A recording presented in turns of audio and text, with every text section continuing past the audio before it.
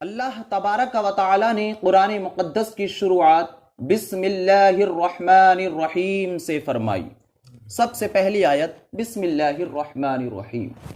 اسی طرح آپ علماء کی کتابوں کا مطالعہ کریں، ہر عالم نے اپنی کتاب کو بسم اللہ الرحمن الرحیم سے شروع فرمایا۔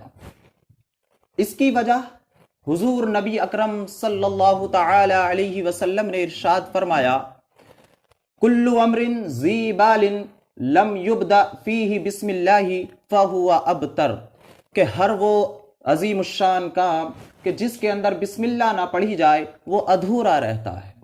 ادھورے کا مطلب وہ پورا تو ہو جاتا ہے لیکن اس میں برکت کم ہوتی ہے، برکت نہیں رہتی۔ مثال کے طور پر انسان بلڈنگ بنانا شروع کرتا ہے، اگر شروع میں بسم اللہ الرحمن الرحیم نہ پڑھے تو گرچہ اس کی نگاہوں کے سامنے بلڈنگ تو بن جائے گی لیکن وہ برکت والی نہیں رہے گی، رحمت والی نہیں رہے گی۔ اب اللہ تبارک و تعالی نے قرآن مقدس کی شروعات بسم اللہ الرحمن الرحیم سے فرمائی۔ اس میں چند نکتے ہیں۔ کفار عرب جب بھی کوئی کام شروع کرتے تھے تو اپنے خدا جو انہوں نے مصنوعی بت بنا رکھے تھے ان کے نام سے شروع کرتے تھے۔ کوئی کہتا تھا بسم اللہ، میں لات کے نام سے شروع کرتا ہوں۔ کوئی کافر کہتا تھا بسم العزا، میں عزا کے نام سے شروع کرتا ہوں۔ تو ضروری ہوا حضور نے ارشاد فرمایا کہ یہ کافر اپنے معبودان باطلہ کے نام سے شروع کرتے ہیں، تم اپنے حقیقی معبود اللہ کے نام سے شروع کیا کرو، اور جب بھی کوئی کام کرو تو پڑھو بسم اللہ الرحمن الرحیم۔ اس لیے ہمیں ہر کام کو شروع کرنے سے پہلے بسم اللہ الرحمن الرحیم پڑھنا چاہیے۔ اور سنیے، بسم اللہ کے اندر بہت ساری فضیلتیں سمٹی ہوئی ہیں۔ جس کام کی ابتدا اور شروعات اچھی ہو اس کی انتہا اور آخر بھی اچھا ہوتا ہے۔ جب کوئی بچہ پیدا ہوتا ہے اس کے کان میں اذان پڑھی جاتی ہے تاکہ اس کی ابتدا اللہ کے ذکر سے ہو، اس کی زندگی اچھی رہے۔ آپ نے دیکھا ہوگا کہ جب کوئی دکاندار صبح میں دکان کھولتا ہے تو اپنی پہلی بونی وہ ادھار نہیں دیتا، پہلی بکری ادھار نہیں کرتا، ہمیشہ نقد مانگتا ہے، اس لیے کہ اس کی پہلی بکری اگر نقد ہوگی تو شام تک اس کی دکان اچھی طرح چلے گی۔ اسی طرح ہر ایک انسان جب اپنے کام کو شروع کرنے سے پہلے بسم اللہ الرحمن الرحیم پڑھ لے گا، اللہ کا نام ذکر کر دے گا تو اس کا وہ کام برکت والا ہو جائے گا، اللہ کی مدد شامل حال ہو جائے گی۔ بسم اللہ کی فضیلت کے بارے میں اور بتایا جاتا ہے کہ کوئی سرکاری سامان ہوتا ہے، اس پر سرکاری مہر ہوتی ہے، اور وہ مہر دیکھنے کے بعد چور جلدی سے اس پر ہاتھ نہیں ڈالتا، کیونکہ سرکاری سامان کو چرانے والا صرف گناہگار نہیں بلکہ باغی ہوتا ہے، یہ بغاوت ہوتی ہے۔ اسی طرح بسم اللہ الرحمن الرحیم اگر کسی کام کے شروع میں پڑھ لیا جائے تو جو انسان کا دشمن ہے شیطان، وہ اللہ کے اس عظیم اسم مبارک کو دیکھنے کے بعد دور رہ جاتا ہے۔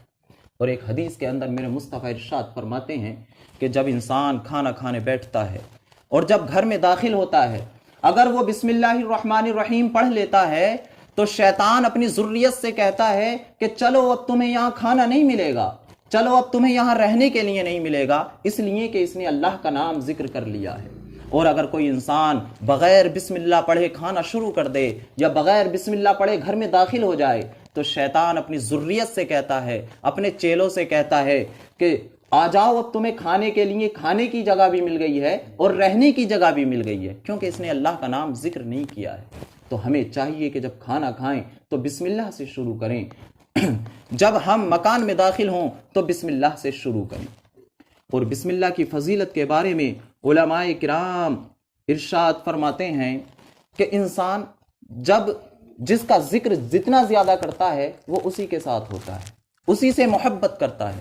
ایک مرتبہ حضور صلی اللہ علیہ وسلم نے حضرت صدیق اکبر کو اپنی انگوٹھی دی اور ارشاد فرمایا، اے ابو بکر، اسے کسی نقاش کے پاس لے کر کے جاؤ اور اس پر کندہ کراؤ، یعنی کہ اس پر لکھواؤ لا الہ الا اللہ۔ حضرت صدیق اکبر حضور صلی اللہ علیہ وسلم کی وہ انگوٹھی لے کر نقاش کے پاس گئے، سنار کے پاس گئے اور سنار سے کہا کہ اس پر لکھیے لا الہ الا اللہ محمد الرسول اللہ. نقاش نے یہ لکھ دیا. لیکن جب حضرت صدیق اکبر اس انگوٹھی کو لے کر بارگاہ رسالت میں حاضر ہوئے، نبی کی بارگاہ میں حاضر کی، تو حضور نے اس انگوٹھی کو دیکھا تو اس پر لکھا ہوا تھا لا الہ الا اللہ محمد الرسول اللہ ابو بکر الصدیق. حضور نے ارشاد فرمایا اے ابو بکر یہ زیادتی کیسی، میں نے تو صرف لا الہ الا اللہ کو کہا تھا. تو حضرت صدیق اکبر عرض کرتے ہیں یا رسول اللہ مجھے یہ گوارا نہ ہوا کہ اللہ کا نام لکھواؤں اور آپ کا نام چھوڑ دوں، اس لیے میں نے نقاش سے یہ کہا کہ اس پر لا الہ الا اللہ بھی لکھو اور محمد الرسول اللہ بھی لکھو. لیکن یا رسول اللہ میں یہ نہیں جانتا کہ میرا نام کیسے لکھا گیا، یہ تو میں نے نہیں لکھوایا. ابھی بحث چل ہی رہی تھی کہ حضرت جبرائیل حاضر ہوتے ہیں. حضور صلی اللہ علیہ وسلم کی بارگاہ میں آنے کے بعد کہتے ہیں کہ یا رسول اللہ جب حضرت صدیق اکبر کو یہ پسند نہیں کہ اللہ کے نام سے آپ کا نام جدا ہو جائے تو رب کو یہ پسند نہیں کہ آپ کے نام سے صدیق کا نام جدا ہو جائے. آپ کا نام تو ابو بکر نے لکھوایا ہے انگوٹھی پر اور ابو بکر کا نام رب نے لکھوایا ہے. تو دیکھیے حضرت ابو بکر حضور سے کتنی محبت تھی. ہاں تو جب حضرت صدیق اکبر نے حضور سے اتنی محبت کی تو رب تعالی نے حضرت صدیق اکبر کو اتنا پسند کیا کہ صدیق اکبر کا نام مصطفیٰ سے جدا نہیں کیا. تو جو انسان جتنا اللہ کا ذکر کرے گا، بار بار بسم اللہ شریف پڑھے گا، اسے اتنے ہی برکتیں اور فضیلتیں ملتی چلی جائیں گی. اور سنیں بسم اللہ کی کیا فضیلت ہے. جب کوئی فقیر کسی امیر کے دروازے پر جاتا ہے تو امیر کے دروازے پر جانے کے بعد اس کی خوب تعریف کرتا ہے، تو سخی ہے، تو مالدار ہے، تو غنی ہے، تو امیر ہے. تو اس سے امیر سمجھ جاتا ہے مکان مالک کہ یہ بھیک مانگنے والا ہے، بھکاری ہے، اسے کچھ دے دو. اسی طرح ہم جتنی بسم اللہ پڑھ کر بسم اللہ الرحمن الرحیم پڑھیں گے، رب کی تعریف کریں گے، اے اللہ تو رب ہے، تو رحمان ہے، تو رحیم ہے، تو رب تعالی ارشاد فرمائے گا یہ مجھ سے کچھ مانگ رہا ہے اسے دے دو. اس لیے زیادہ سے زیادہ بسم اللہ کا ورد کرنا چاہیے. اور بسم اللہ کی بہت بہت بڑی فضیلتیں ہیں. جب اللہ تعالیٰ نے تمام روحوں کو اکٹھا کیا تھا عالم ارواح میں، تو تمام روحوں کے سامنے اللہ تبارک و تعالیٰ نے ارشاد فرمایا تھا کہ بتاؤ کیا میں تمہارا رب نہیں ہوں. تو تمام روحوں نے اکٹھا ہو کر بیک زبان کہا تھا بلا. بلا کا مطلب ہے کیوں نہیں، تو ہی ہمارا رب ہے. اور بلا کے شروع میں بے آتا ہے. تو اللہ تعالیٰ نے قرآن کو بسم اللہ سے اس لیے شروع کیا تاکہ بے پڑھتے ہی انسان کو قرآن مقدس میں سب سے پہلے اپنا وہ وعدہ یاد آ جائے کہ اس نے عالم ارواح میں مجھے رب مانا تھا اور اب دنیا میں آ کر کیا کرتا ہے، مجھے رب مانتا ہے یا نہیں. اس لیے بسم اللہ سے قرآن مقدس کی ابتدا کی گئی. اور بسم اللہ کی بہت بہت بڑی فضیلتیں ہیں. اللہ اکبر. حضور نبی اکرم صلی اللہ تعالی علیہ وسلم ارشاد فرماتے ہیں کہ جب میں معراج کی رات گیا، حضرت جبرائیل میرے ساتھ تھے. میں نے دیکھا کہ جنت کے نیچے سے 4 نہریں بہ رہی ہیں. 4 نہریں. ایک پانی کی نہر ہے، دوسری دودھ کی نہر ہے، تیسری شراب کی نہر ہے اور چوتھی شہد کی نہر ہے. حضور فرماتے ہیں میں نے حضرت جبرائیل سے کہا جبرائیل یہ نہر کہاں سے آ رہی ہیں؟ تو حضرت جبرائیل نے عرض کی یا رسول اللہ میں تو اس کے بارے میں نہیں جانتا، لیکن ایک دوسرے فرشتے نے کہا کہ آئیے اللہ کے نبی اللہ کے حبیب میں آپ کو دکھاتا ہوں. تو وہ فرشتہ حضور فرماتے ہیں مجھے جنت کے اندر لے گیا. ایک بہت عظیم درخت تھا، بہت بڑا درخت. اس کے نیچے ایک محل بنا ہوا تھا. محل، اس محل پر تالا ڈلا ہوا تھا، قفل تالا ڈلا ہوا تھا. حضور نے ارشاد فرمایا کہ فرشتے سے کہ اس تالے کو کھولو. تو فرشتے نے عرض کی کہ یا رسول اللہ اس کی چابی مجھ پر نہیں ہے، اس کی کنجی آپ ہی کے پاس ہے. حضور نے ارشاد فرمایا وہ کیا ہے؟ تو فرشتے نے کہا کہ آپ بسم اللہ الرحمن الرحیم پڑھ کر جیسے ہی اسے ہاتھ لگائیں گے یہ کھل جائے گا. سبحان اللہ. حضور نبی اکرم صلی اللہ علیہ وسلم نے پڑھا بسم اللہ الرحمن الرحیم اور جیسے ہی اس تالے کو ہاتھ لگایا وہ تالا کھل گیا. اندر حضور داخل ہوئے تو دیکھا وہ 4 نہریں وہاں سے آ رہی تھیں. 4 ستون کھڑے تھے اور ان ستونوں پر بسم اللہ الرحمن الرحیم لکھا ہوا تھا. بسم اللہ کی میم سے پانی والی نہر نکل رہی تھی، اللہ کی ہے سے دودھ والی نہر نکل رہی تھی اور رحمان کی میم سے شہد والی نہر نکل رہی تھی، شراب والی نہر، اور رحیم کی میم سے شہد والی نہر نکل رہی تھی. اللہ رب العزت کی طرف سے حکم ہوا، اے محبوب آپ کی امت میں جو بھی شخص بسم اللہ الرحمن الرحیم پڑھے گا وہ ان چاروں نہروں کا حقدار ہو جائے گا، کل قیامت کے دن اسے یہ چاروں نہریں عطا کر دی جائیں گی۔ بسم اللہ کی بہت بڑی فضیلت ہے۔ فرعون نے اپنے گھر کے دروازے پر لکھوایا تھا بسم اللہ، اپنے گھر کے دروازے پر۔ اب حضرت موسیٰ نے فرعون کو اس دین کی دعوت دی، لیکن فرعون نہیں مانا، اس نے انکار کر دیا۔ حضرت موسیٰ نے دعا کی رب کی بارگاہ میں، اے مولا فرعون پر عذاب بھیج دے، اس نے تیرے رسول کی نافرمانی کی ہے۔ اللہ تعالیٰ نے ارشاد فرمایا، اے موسیٰ میں عذاب تو ضرور بھیج دیتا، لیکن کیسے بھیجوں؟ اس کے دروازے پر میرا نام لکھا ہوا ہے، اس کے گھر میں عذاب نہیں بھیج سکتا۔ اسی لیے فرعون کو اس کے گھر میں موت نہیں آئی، بلکہ اللہ رب العزت نے اس فرعون کو گھر سے نکالنے کے بعد دریا کے اندر ڈبا کر مارا ہے۔ اللہ اکبر، یہ ایک اللہ کے نام کی برکت ہے، یہ بسم اللہ کی برکت ہے کہ جس کے دروازے پر بسم اللہ لکھی ہوئی ہو، اللہ رب العزت کا عذاب بھی اس گھر کے اندر داخل نہیں ہوتا۔ پھر تو شیطان کی تو اوقات کیا ہے۔ یہ بسم اللہ کی فضیلتیں ہیں۔ اور سنیے بسم اللہ کی فضیلت، حضور نبی اکرم صلی اللہ علیہ وسلم نے ارشاد فرمایا کہ بسم اللہ کے اندر اللہ رب العزت کے نام ہیں، اس کی صفاتیں ہیں، اس کی تعریفیں ہیں، تم بسم اللہ پڑھا کرو۔ اور حضرت عمر فاروق اعظم رضی اللہ تعالی عنہ کے پاس بادشاہ روم ہرقل نے ایک خط لکھا اور کہا کہ میرے سر میں درد رہتا ہے، کبھی درد جاتا ہی نہیں، مجھے کوئی دوائی بتائیے۔ اللہ اکبر، تو حضرت عمر رضی اللہ تعالی عنہ نے انہیں ایک ٹوپی بھیج دی، ہرقل بادشاہ کو ایک ٹوپی بھیج دی۔ اب وہ ہرقل بادشاہ جب بھی اس ٹوپی کو اڑتا تھا تو اس کے سر کا درد چلا جاتا تھا۔ ایک دن اس نے اس ٹوپی کو کھول کر دیکھا تو اس کے اندر ایک کاغذ تھا اور اس پر لکھا ہوا تھا بسم اللہ الرحمن الرحیم۔ یہ بسم اللہ الرحمن الرحیم کی برکت تھی۔ اللہ اکبر۔ اور آج میں آپ کو انشاءاللہ ایک بسم اللہ الرحمن الرحیم کا ایک عمل بتاؤں گا۔